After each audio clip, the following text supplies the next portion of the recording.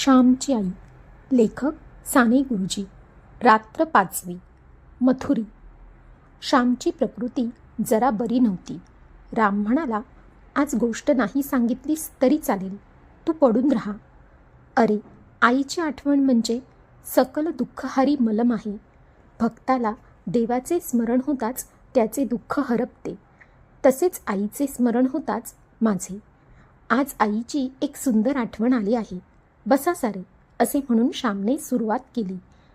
मित्रांनो, मनुष्य गरीब असला, बाहेर दरिद्री असला तरी मनाने त्याने श्रीमंत असावे. जगातील पुष्कळशी दुःखे हृदयातील दारिद्र्यामुळे उत्पन्न झाली आहेत. हिंदुस्थानची बाहेरची श्रीमंती सारे जग नेव, परंतु भारतीय हृदयातील थोर व अतूट संपत्ती कोणी न नेव म्हणजे झाले. आमच्या घरी मथुरी म्हणून एक कांडपीण होती. कोकणात घरोघर वाहीन पुरलेले असते. घरी भात असते. हे भात कांडून तांदूळ करावे लागतात. हे काम करण्यास येणाऱ्या बायकांना कांडपिणी म्हणतात. घरोघरच्या कांडपिणी ठरलेल्या असतात व वंशपरंपरा कांडपाचे काम करावयास त्या येतात. जणू वतनच ते. आमच्याकडे मथुरी, गजरी, लक्ष्मी अशा 2-3 कांडपिणी होत्या. मथुरीचा मुलगा शिवराम हा आमच्याकडे काम करावयास होता. तो लहान होता, 10-12 वर्षांचा असेल. उन्हाळ्याच्या दिवसात मथुरी आम्हास पिकलेली करवंदे, अळू वगैरे आणून द्यावयाची. पिकलेली काळीभोर करवंदे म्हणजे गरीब कोकणातील द्राक्षेच ती. अळूसुद्धा गोड फळ आहे. त्याचा रंग तपकिरी असतो. आत जाड बिया असतात. मथुरीच्या घरीच आळवाचे झाड होते व त्यावरचे अळू फार गोड असत. गरीब माणसे नेहमी कृतज्ञ असतात. कधी पानफूल देऊन, कधी फळ देऊन ती कृतज्ञता प्रकट करतात. कृतज्ञता बुद्धीसारखी थोर व सुंदर वस्तू या पृथ्वीवर अन्य नाही. का ग गजरे, आज मथुरी आली नाही वाटतं कांडायला? ही दुसरी कोण आली? आईने विचारले. गजरी म्हणाली, मथुरीला ताप आला आहे. मथुरीने या चंद्रीला पाठविले आहे. आपणास कामावर जाता न आले तर दुसऱ्या कोणाला तरी ते करावयास पाठवून ते काम अडू न देणे ही कर्तव्यबुद्धी त्या गरीब मोलकरणीतही होती. बराच आला आहे का ग ताप? आईने विचारले. इतक्यात मथुरीचा मुलगा शिवराम आला व म्हणाला, श्यामची आई, माझ्या आईला ताप आला आहे. तिला बरे वाटले म्हणजे येईल कांडायला. तोवर ही चंद्री येत जाईल. बरे हं, आई म्हणाली. शिवराम काम करण्यास निघून गेला. कांडपिणीने भात मोजून घेतले. आई कांडण घालून धुणी घेऊन विहिरीवर गेली. दुपारी 12-1 वाजता आमची घरातील जेवणे झाली. शिवराम घरी जातो म्हणून सांगायला आला. गुरांना पाणी घातलेस का?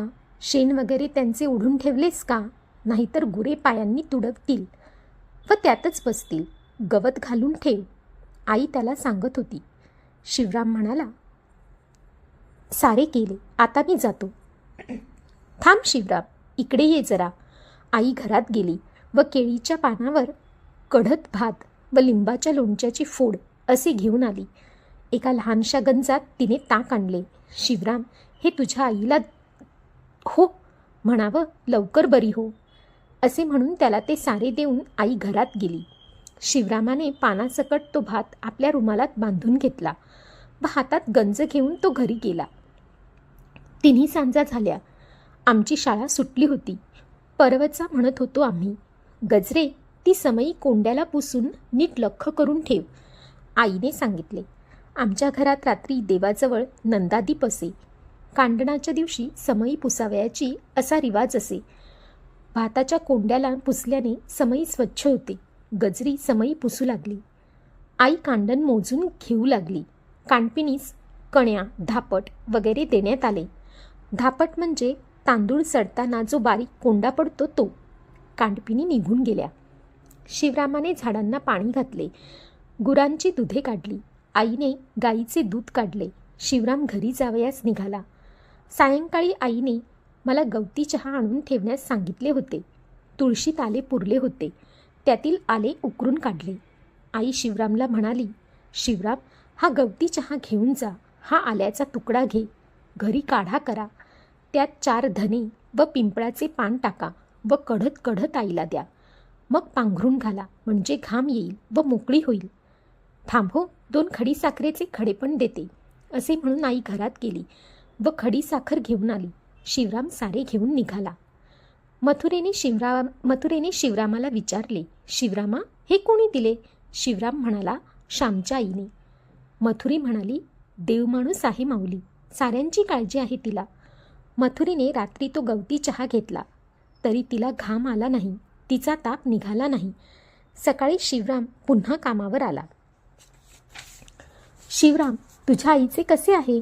आईने विचारले. कपाळ लय दुखते, सारखे ठणकते, अक्षी कपाळाला हात लावून बसली आहे.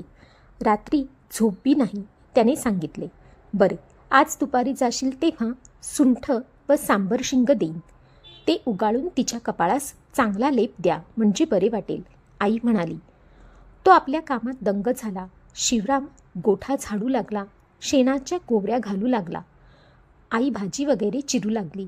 2 प्रहर झाले. शिवराम आदल्या दिवसाप्रमाणे आंब्या एवढा भात, लोणच्याची फोड घेऊन निघाला. सुंठ व सांबर शिंग आईने त्याच्याजवळ दिले.